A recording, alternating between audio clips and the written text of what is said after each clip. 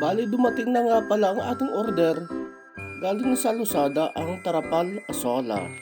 Ang order pala natin na sukat ay 4 feet ang haba by 2 feet.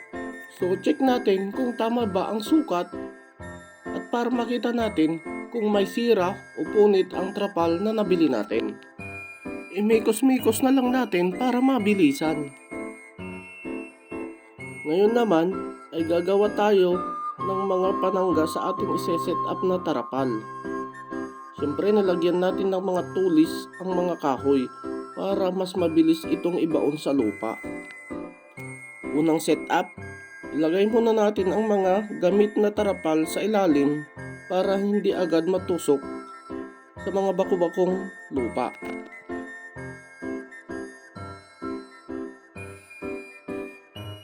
Pangalawang setup, nilagay na natin ang ating mga tarapal at nilagay na natin din ang ating mga panangga.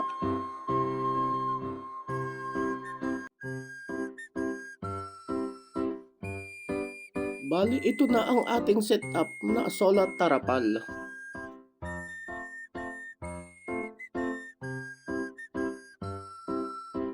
So, lagyan na natin ng tubig para matesting natin kung may butas o wala ang nabili nating tarapal.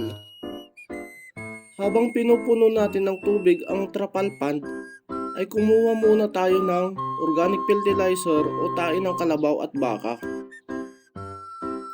Bali, ang mga nakuha natin, hihiwain natin sa maliliit na piraso at para mas madaling durugin. Ito kasi ang ating gagamiting pataba sa alagaan nating asola. Pagkatapos nating mapuno ang unang tarapal, ay lipat naman natin sa kabila.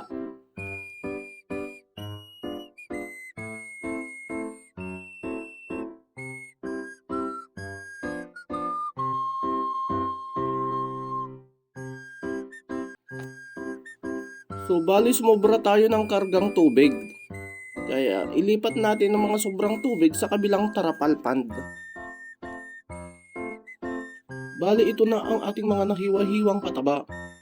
Ngayon naman ay bubuhusan na natin ng tubig at ibababad para mas madali itong madurog.